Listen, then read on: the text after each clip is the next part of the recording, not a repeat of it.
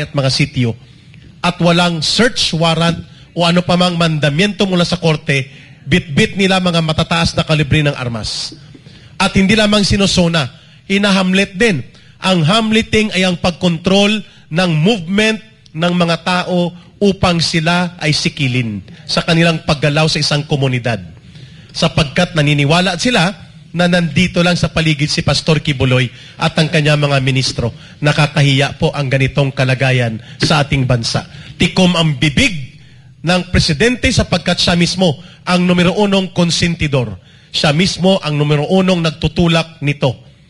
Ang nakakabahala ngayon, nagbabadya po ang napakamalagim na panganib na ang laboratorio na eksperimento sa martial law version 2 ni Marcos sa Davao ay pwedeng lumagpas po sa kontrol ng kanilang game plan at pwedeng ito'y maging madugo. Bakit?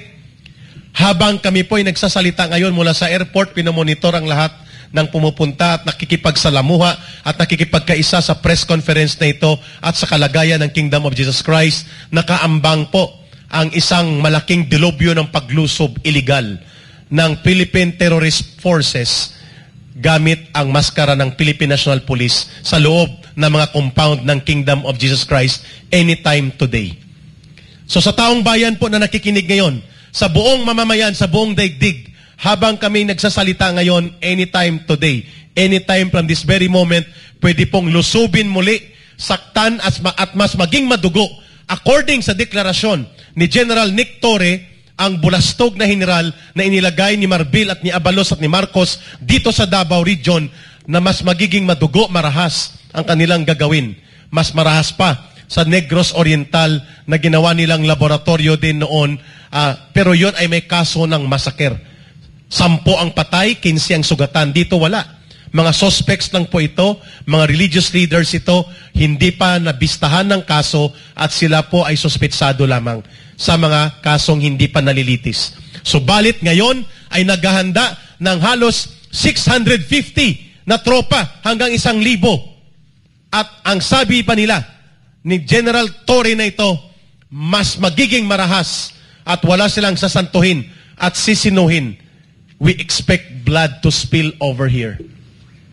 Nakakatakot, nakakarimarim, at napakalagim ng pagbabadha at pagguhot ng ganitong kalagayan na parang wala nang matakbuhan ang mga taong ito kaya tayo pa ulit-ulit na nagsasagawa nitong press conference.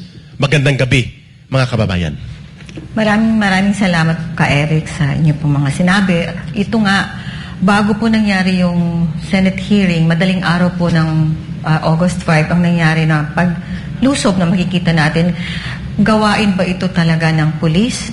Dapat ba ito? Nararapat ba ito? Naayon ba ito sa batas? Meron pa bang batas dito sa Davao? At meron pa bang magagawa ang ating pamahalaan? Yung local government dito sa Davao. Tanungin siguro natin yung ating mga legal counsel kung naayon pa ba ito sa batas ang ginagawa nila. Attorney Torion? Attorney Darna? Well, ang tingin ko po dito ay hindi na po. Kasi yung warrant of arrest kasi ng Pasig City, no? Na-serve na po yun noong June 10 dito. At saka even previously, 2 beses na.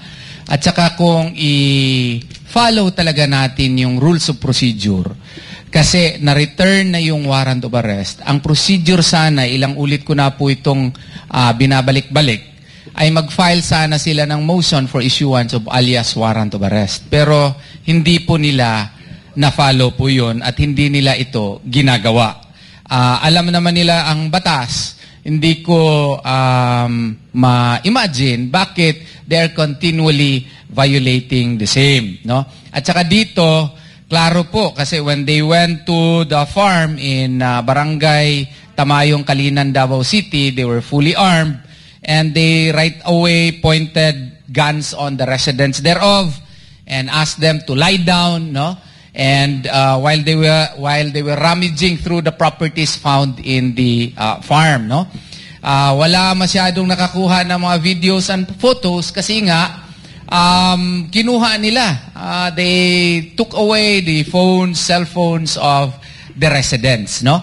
And they right away entered the house farm and rummaged through the properties without complying again, Rule 113, Section 11 of the Rules of Court. Again, labag po ito sa ating batas. Attorney Adam. In addition to that, we have this OCA circular ng Supreme Court. This was even in 2004, nagpalabas na ang Supreme Court ng circular about alias warrant. Meaning to say, kapag na-serve na yung warrant of arrest, and then hindi na-aresto yung dapat na i-arrest, the peace officer is bound to make a report and then inform the court bakit hindi na-aresto yung dapat na arestuhin. In this case, documented yan lahat. Even the June 10 incident, yun rin yung ginamit nila. So, we assume, and even Dean Torion informed us a while ago na nag-return na ng warrant of arrest at gumawa na ng report. So that means to say, pursuant to OCA Circular 89-2004, before you do the second attempt or another attempt of doing or executing an arrest, kailangan you are armed with an alias warrant of arrest. Sabi dito sa letter A ng circular, presumably, kung hindi na-aresto yung target na person, the case will be subjected to archiving. And then, the court will issue an order or will require the peace officer to explain why the accused was not apprehended. The court then shall issue an alias warrant if the original warrant of arrest is returned by the peace officer together with the report. In this case, there was already a return by the peace officer kasi hindi nga nila na-aresto last June 10. And then there was already a report. Therefore, if you do another series or another wave of doing the arrest, the rules would require you to have that. You should be armed with that. And that is only issued by the court. Ang question ngayon is, meron bang in-order na or meron na bang in-issue ang court for the issuance of the alias warrant? I believe wala. So that is the reason why, aside from the issue of excessiveness, the main instrument mismo doon na ginamit nila is also questionable. In addition to that, if I may, yung pagsulong ho, paglusob po sa ungguyan, there was no search warrant at all that the armed forces showed. I do not know if these armed forces are actually police or not, whether or they were just made to dress up in police uniforms. Pero wala ho silang pinakita na search warrant that would allow them to enter the property and search the premises. They did not also, there was also no indication at all that would allow them to tie up the people na tutukan ng baril in the presence of young children. So since walang search warrant at all, they had no basis to do what they did. That is, aside from being an overreach, an overkill, and at the same time, very much illegal. Which brings me to another point po. This serves as a warning po sa mga kaibigan po natin ng mga Davao City Police, no, na gagamitin sa second wave daw. Naka-receive ako ng text messages kanina po na nag-create daw ng team na lulusob na naman daw sila dito sa compound ng KOJC. Pakisabi lang po sa inyong general na kung wala kayong alias warrant of arrest, no, ilang beses na po kayo nag-serve po dito sa KOJC, definitely the KOJC authorities may not allow you anymore to enter the properties voluntarily, no? And you might be included in the cases that will be filed. Pasensyahan na po, wala pong personalan ito. Please require your general. Ask your general, sir, meron ba tayong alias warrant of arrest po dito? Kasi kailangan tayo na mag-file ng motion pursuant to the rules eh. Kasi may return na pala yung warrant of arrest dito nung June 7. May order na palang pinalabas ito nung June 7. So yung June 10 nga, questionable nga yung pag-serve ng warrant. Papasok na naman tayo, sir, meron ba tayong alias warrant of arrest? Kasi kung wala, sir, baka ma-technical tayo dito. Tanungin nyo po yung mga general ninyo para pag mag-file kami ng kaso at tutuluyan po yan, pasensyahan na po talaga tayo, ha? So you see, that means to say na even the alias warrant was not issued during June 10 na incident. 3 days before the June 10 incident, nakapag-return na nga pala sila. So, questionable na yung excessiveness na in-employ nung June 10, questionable pa yung instrument na ginamit during June 10. How much more subsequent to that date? So, meaning to say, kung meron ring plano, I think there is really a plan, considering the statement made by RD and yung during sa Senate hearing na parang they will use 1,500 policemen to deploy during another wave. Ang reminder lang namin dito is that you keep on disregarding the rules of court, you keep on disregarding the constitutional provision on warrant. I hope you have to be reminded of that. Tapos, hindi. Sige po, Ma'am Let me Lorraine. say something, no? If you're not from Davao kasi, kung napansin ninyo kasi, no, ang mga taga Davao, marunong talagang sumunod sa batas yan. Alam nyo kung bakit. Nakakaiba sila sa buong Pilipinas. Alam nyo kung bakit. Kasi mga palaki ni Rodrigo Duterte ito. And Rodrigo Duterte is a man of the law. He follows the law.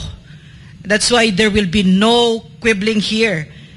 Davaoenos know how to follow the law. And that's why here, you listen to Davaoenos, what you'll hear from them is really good and amazing citizenship. And it's not just with the lawyers, it's even with the ordinary Filipinos here, ordinary Davaoenos. And so, I'm sorry, but we can talk ourselves blue in the faces here. But when the law enforcers are themselves the ones who break the law because they follow the orders of a lawless president, then we are being led by criminals.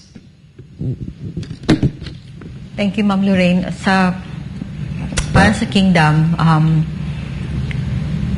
yung paraan ng kanila operation, talagang alam natin lawless na. At hindi yun naayon sa batas. May maaasahan pa ba kaming katarungan? At hindi lang yun, talagang tanggap na naman kami ng bago na namang mga impormasyon na meron na naman silang second wave. Kung ano yung ginawa nila noong June 10, may second wave, mag-ooperate na naman sila dito, mas marami, tatapatan nila yung numbers ng mga KOJC members dito sa loob ng compound. At hindi lang yan, pag nakapasok sila, plano nila talaga magstay na dito, titira na dito ng isang buwan. Tama pa ba yan? Matino pa ba yung isip ng mga nagplano ng ganito? Tanungin natin ang ating mga nasa panel sa Banatbay. May tanong po ang ating isang netizen dito since sinabi nga po ng ating mga abogado na ito po ay illegal na kung sakasakaling ulitin nila yun. Ang tanong ng iba dito paano kung gawin daw uli yun? Ano ang gagawin ng mga taga-KOJC pag lumusob uli ang kapulisan at ulitin yun na June 10? Ma'am? For the KOJC, kung gaano kami nanindigan noong June 10, na wala kaming kamalay-malay, papunta kami sa aming prayer, devotional prayer nung madaling araw na yon. At hindi namin alam, bata-batalyon na pala ang nasa labas at talagang ready na silang lusubin kami. Nanindigan kami, we stood our ground, we fought kahit wala kaming mga armas. Sa pangalawang operasyon na gagawin nila, maasahan nila ganun pa rin. Mas malakas nga lang talaga kami ngayon at mas handa kami ngayon. Kaya sa lahat, ito nga, kaya nga natin ginawa na itong press con kasi nga meron na naman silang plano na lusubin ang KOJC compound. Noong June 10, sabay-sabay, 4. Bata-batalyon. Hindi na nga makatarungan yung ginawa nila. So sa tanong mo, Banatbay, kung ano reaction namin, anong gagawin namin, nandito, maninindigan kami, proteksyonan namin ang aming lugar, proteksyonan namin itong binigay ng Diyos sa amin. Yun lang, hihintay namin sila. Subukan nilang pumunta dito for the second time. Okay. They cannot break us anymore. At maninindigan kami sa katarungan, hindi kami maninikluhod sa mga injustice na ginagawa ng pamalaang ito. So kaya nga natin pinapakita at pinapaalam sa publiko kung ano ang mga panggigipit, pangaharas at yung mga plano na naman nila na lusubin ang Kingdom of Jesus Christ. Nakita po natin itong sagot po ng ating mabuting general na si Marbil at ang si Torres, gagawin ho talaga nila. Sabi nga nila, kung susunod kami sa batas, di wala kami mahuhuli. So, ibig sabihin, dun lamang po sa salita na yun, talagang gagawin po nila na lumusob uli. Kayo ho ba, mga taga KOJC, handang mag-alay ng inyong buhay para ho proteksyonan itong lugar ninyo? Para sa KOJC, matagal na po namin inalay yung buhay namin. Inalay namin ang buhay namin sa paglilingkod para sa kabutihan at kaligtasan ng sangkatauhan. At iaalay din namin ang buhay. Hindi kami mag-aatubiling iaalay ang buhay namin kung yun ang dapat para panindigan namin at labanan namin ang karahasan, kasinungalingan at kasamaan. Alright. Handa kami. Ako, gusto ko lang maiksi lang ito, ano? Kasi nabanggit mo kanina, Eric, na magsi-60 days na. Yeah, 2 days from now. Katunayan, 6 na buwan na ho, simula ho ng isara ang SMNI. Yes. Inexhaust na ho namin ang lahat, no? Sumunod kami sa batas, gaya ng sinasabi ni Mr. Marcos, sumunod kayo sa batas, sumunod ho kami. Ha? Lahat hinarap namin, wala kayong kaso. Sabi nyo may kaso, walang kaso. Ngayon, ang tanong nga namin, saan pa kami susuling? Ha? Hindi naman kami pwedeng humingi ng tulong sa pulis dahil yung pulis mismo ang parang tulisan kung dumating dito, ano? Saan kami mananawagan? Mananawagan ka sa DILG, yung mismo yung nagpapa-imprenta ng wanted na na may bounty na hindi niya may paliwanag saan galing yung bounty na kanyang kung sino kanyang hinarbatan ng 10 milyon, no? Ngayon, itong nakakatakot sapagkat binabanggit ninyo na may mga intelligence report kasi hindi ho kami bobo rito, mas matalino kami sa iyo, Mr. Torre, ha? Alam mo, General Diwata, ganito yan, no? Lahat pinadala nyo na rito. Lahat ng magagaling na opisyal, may kaso sa kidnap or ransom, may scam sa pangungwarta sa kapwa-pulis, mamamatay ng kapwa-pulis, dinala nyo na rito. Kasi ang balak nyo talaga ay napakasama. Wala na ho kaming masusulingan. Kumaga ako, iniisip ko nga, baka ito na ho ang last press conference namin na gagawin sapagkat parang nawawalan na kami ng pag-asa. Nasaan ang Armed Forces of the Philippines? Ha? Yun, nasa konstitusyon, kayong protektor namin. Pero wala kaming naririnig sa inyo. Lahat na ng klaseng abuso ng kasalukuyang rehimen ay pinalasap na, no? Ngayon, tinanggal na nga namin. Lahat ng tao sa labas. Narito na ho kami sa loob.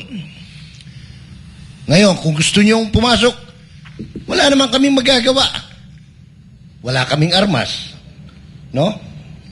Pero, hindi nangangahulugan na hindi po namin tatayuan yung aming karapatan. Sukdulang ito ang nangangailangan na magbuwis ng buhay.